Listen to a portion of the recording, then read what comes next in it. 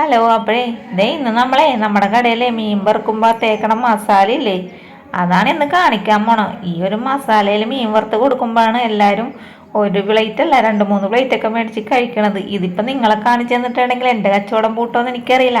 എന്നാലും പോട്ടെ. 2-3 പേര് എന്നോട് കമൻറ്റ് ഇട്ട് ചോദിച്ചു, ചേച്ചി മീൻ വറുക്കണ്ട മസാല ഒന്ന് കാണിച്ച് തരുമെന്ന്. പിന്നെ ഓർത്തേ പോട്ടെ, എൻ്റെ കൂട്ടുകാരല്ലേ ചോദിച്ചതല്ലേ ഇട്ട് കൊടുത്തേക്കാന്ന്. ഇതാ അങ്ങനെ ഞാൻ മീനൊക്കെ വാങ്ങിച്ചിട്ടുണ്ട്. ശരിക്കും പറഞ്ഞിട്ടുണ്ടെങ്കിലേ ഞാനിന്ന് കട തുറക്കണ്ടെന്ന് വിചാരിച്ചിരിക്കണേ. വേറെ ഒന്നുമല്ല കേട്ടോ, പെസഹവേഴോ ഇത് കണ്ടിട്ട് ജോലിക്കാരും ഉണ്ടാവില്ല, പണിക്കാരും ഉണ്ടാവില്ല. അപ്പം അതുകൊണ്ട് തന്നെ തുറക്കാണ്ടിരിക്കണത്. പിന്നെ ഞാൻ ഓർത്തേ ഇന്ന് തുറക്കാണ്ടിരിക്കണ്ട, കുറച്ചെങ്കിലും ഉണ്ടാക്കാം നമുക്ക് എന്ന് ചോദിച്ചു. കാരണം എന്താണെന്ന് വെച്ചാൽ നാളെ ഞാൻ കട മുടക്കണം. പിന്നെ ശനിയാഴ്ച തുറക്കില്ല, ഞായറാഴ്ച ഇല്ല. കാരണം നമ്മൾ ടൂറ് പോകണേ. പിന്നെ തിങ്കളാഴ്ച കട ഉണ്ടാവുകയുള്ളൂ. അപ്പം അതുകൊണ്ട് തന്നെ കുറച്ച് മീനാണ് ഞാൻ മേടിച്ചിട്ടാ.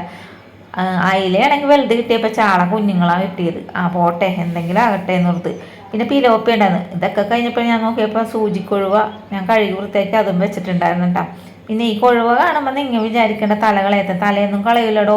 കാരണം എന്ന് വെച്ചാൽ എല്ലാ ഹോട്ടലിലും അങ്ങനെ തന്നെയാണ്. പിന്നെ ഈ തലകളയാനൊക്കെ നിന്നിട്ടുണ്ടെങ്കിൽ എന്തോരം നേരം പിടിക്കും. അപ്പം അത് നന്നായിട്ട് ഉപ്പിട്ട് കഴുകി വൃത്തിയാക്കിയിട്ട് നന്നായിട്ട് ക്ലീൻ ആക്കി ഇട്ടോ കേട്ടോ. ഇനി നമുക്ക് മിക്സർ ജാറിലേക്ക് ഇഞ്ചി വെളുത്തുള്ളി പേസ്റ്റാണ് ഇട്ട് കൊടുത്തേക്കണത്. ഇപ്പം നിങ്ങൾ വിചാരിക്കും ഇഞ്ചി വെളുത്തുള്ളി പേസ്റ്റ് എന്താണ് മിക്സർ ജാറിലേക്ക് ഇട്ട് കൊടുത്തത്. ഈ പേസ്റ്റ് ഇവിടെ കുറച്ച് ഇരിപ്പുണ്ടാകുന്നതുകൊണ്ട് ഇട്ട് കൊടുത്താണ്ടാ. പിന്നെ അത് തികയൂലെന്ന് മനസ്സിലാക്കി ഒരു തുടം വെളുത്തുള്ളി പിന്നെ ഒരു കഷ്ണം ഇഞ്ചിയും കൂടി ഇട്ട് കൊടുത്തിട്ടുണ്ട്. 1 ടേബിൾ സ്പൂണ് പെരിഞ്ജീരകം ഇട്ട് കൊടുത്തിട്ടുണ്ട്. പെരിഞ്ജീരകം കൂടുതൽ ഇട്ട് കൊടുത്താൽ അത്രയും ടേസ്റ്റാണ്. പിന്നെ അതേപോലെ മഞ്ഞൾപ്പൊടി. പിന്നെ ഇതിലേക്ക് 3 ടേബിൾ സ്പൂണ് മുളക് പൊടിയുണ്ട്. ഇതിൽ കാശ്മീരിയും പിന്നെ എരിവളം മുളക് പൊടിയും കൂടി മിക്സ് ചെയ്ത മുളക് പൊടിയുണ്ട് നമ്മൾ ചേർത്ത് കൊടുത്തേക്കണം. ആവശ്യത്തിന് ഉപ്പും കൂടി ചേർത്ത് കൊടുത്തിട്ടുണ്ട്. മീനിൻ്റെ അളവ് കൂടുന്നതനുസരിച്ച് കൂടുതൽ മസാല എടുക്കാം, കുറവേണനുസരിച്ച് കുറച്ച് മസാല എടുത്താൽ മതിയാവും കേട്ടോ.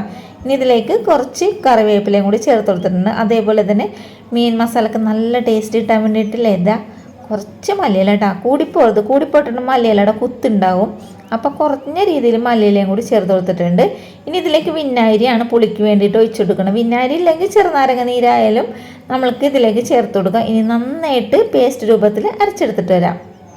ഈ മസാല ഈ ഒരു രൂപത്തിൽ വേണോട്ട് അരച്ചെടുക്കണമെങ്കിൽ. കാരണം എന്ന് വെച്ചാൽ വെള്ളം പോലെ ആകരുത്, ഒട്ടും വെള്ളം ഒഴിക്കാതെയാണ് അരച്ചെടുക്കണം. വെള്ളം പോലെ ആയിട്ടുണ്ടെങ്കിൽ മീനിൽ നിന്ന് മസാല ഒഴുകി എണ്ണയിലേക്ക് പോയിട്ട് മസാല ഒന്നും പിടിക്കാത്തൊരു മീൻ പോലെ ഇരിക്കും. അപ്പോൾ അതുകൊണ്ടിട്ട് വെള്ളം ഒഴിക്കാതെ വേണോട്ട് അരച്ചെടുക്കാൻ വേണ്ടിയിട്ട്. ഞാൻ കുറച്ച് മസാല ഒരു പാത്രത്തിൽ ഇട്ടിട്ട് ആദ്യം തന്നെ അയിലമീനാണ് മസാല തേക്കാൻ പോണത്. പിന്നെ ഈ മീൻ നമുക്ക് വെട്ടി അവിടെ നിന്ന് ഓർഡർ ചെയ്യുമ്പോൾ തന്നെ കിട്ടും. പിന്നെ ക്ലീൻ ചെയ്യണം നമ്മുടെ ചേച്ചിയാണ്, മസാല തേക്കണം എൻ്റെ അനിയത്തിയാണ് കേട്ടോ. ഇന്നിപ്പം ഞാനിപ്പോൾ ഈ പണി ഏറ്റെടുത്ത വേറെ ഒന്നുമല്ല. മിക്ക ആൾക്കാർ എന്നോട് മീനിൻ്റെ മസാല ചോദിച്ചിട്ടുണ്ടായിരുന്നല്ലോ. അതിന് തന്നെ ക്ലീൻ ചെയ്യലും മസാല തേക്കലൊക്കെ ഞാൻ തന്നെയാണ് ഇപ്പം ചെയ്യണത്. മീൻ വറുക്കുമ്പോഴേ ഈ മീനിന് വരയിടൽ അടുപ്പിച്ച് വരയിടണം കേട്ടോ. അതേപോലെ തന്നെ ഇങ്ങനെ കായം പുരട്ടുമ്പോൾ ഉള്ളിലേക്കൊക്കെ മസാല വറുത്തക്ക രീതിയിലൊക്കെ തേച്ച് കൊടുക്കണം. എന്നാൽ മാത്രമേ മീൻ മസാല നന്നായിട്ട് പിടിച്ചിട്ടുള്ളൂ. ഇനി അടുത്തായിട്ട് നമ്മുടെ സ്റ്റേജിലേക്കാണ് ഇരിക്കുന്നത് പിലോപ്പിക്കുട്ടന്മാരെയാണ്. അതാ പിലോപ്പിക്കുട്ടന്മാരെയൊക്കെ അതേ മസാലയിൽ കുളിപ്പിച്ച് അങ്ങോട്ട് എടുത്തിട്ടുണ്ട്. ഇനി അതും ഒരു പാത്രത്തിലേക്ക് അങ്ങോട്ട് മാറ്റി വെക്കുന്നുണ്ട്. ശരിക്കും പറഞ്ഞാൽ എൻ്റെ അനിയത്തി മസാല തേച്ചിട്ടുണ്ടെങ്കിൽ ഒരു പാത്രത്തിൽ എല്ലാ മീനുകളും സൈഡായിട്ട് അട്ടിയിട്ടിട്ട് വെക്കലാണ് പതിവട്ട. ഞാനിപ്പോൾ വീഡിയോ എടുക്കാൻ വേണ്ടി ഓൾലാണ്ട് ട്രേ മുഴുവൻ എടുത്തിട്ടുണ്ട്. ഇവർ ഈ ട്രേയിലൊന്നും മീൻ വെക്കാറൊന്നുമില്ല. ഞാനാണെങ്കിൽ ട്രേ എടുത്ത് നിങ്ങളെ കാണിക്കാൻ വേണ്ടി വലിയ ആളെ പോലെയൊക്കെ എടുത്ത് വെച്ചിട്ടുണ്ട് കേട്ടോ. അപ്പോൾ ഇവിടെ നിന്നും എല്ലാവരും കൂടി പറയണ്ട, ഈ വീഡിയോ എടുത്തു കഴിഞ്ഞിട്ട് ആളങ്ങോട്ട് പോകും, പാത്രം മുഴുവനും നമ്മൾ പാടുപെട്ട് കഴിയേണ്ടിയും വരും എന്ന് പറയുന്നുണ്ട്. ഏകദേശം ഒരു 10-20 മിനിറ്റ് എന്തോളം റെസ്റ്റ് ചെയ്യാൻ വെച്ചിട്ടുണ്ടായിരുന്നുള്ളൂ. അതിന് ശേഷം മീനൊക്കെ ഇവിടെ പൊരിക്കാൻ ഇട്ടിട്ടുണ്ട്. ഞാനൊന്നും അല്ലാട്ട് ഇത് പൊരിക്കണത്, ഇതൊക്കെ അവരാണ് പൊരിക്കണത് കേട്ടോ. അതിൻ്റെ ഇടയിൽ വന്ന് ഞാൻ വീഡിയോ എടുക്കുന്നുണ്ട്, അത്രേ ഉള്ളൂ. അപ്പം ഞാൻ നോക്കുമ്പോൾ കൊഴുവയൊക്കെ ആദ്യം പൊരിക്കൽ കഴിഞ്ഞത് എണ്ണ ഊറാനായിട്ട് വെച്ചിട്ടുണ്ട് കേട്ടോ. ഈ എണ്ണ എന്ത് ചെയ്യുമെന്ന് അറിയാമോ, പിന്നെ അതിലേക്ക് ഒഴിച്ചു കൊടുക്കും. അങ്ങനെയാണ് ഇവിടെ ചെയ്യാറ് കേട്ടോ. അതിലേക്കെന്ന് പറഞ്ഞാൽ അടുത്ത മീൻ വറുക്കണയിലേക്ക് കേട്ടോ, അല്ലാണ്ട് എടുത്ത് വെക്കണ പരിപാടിയൊന്നുമില്ല. അപ്പം അതേ ചാളയും വറുത്ത് വെച്ചിട്ടുണ്ടായിരുന്നു കേട്ടോ. ഇതിൻ്റെയൊക്കെ വീഡിയോ എടുക്കാൻ ഞാൻ അങ്ങോട്ട് ചെന്നിട്ടുണ്ടായിരുന്നു.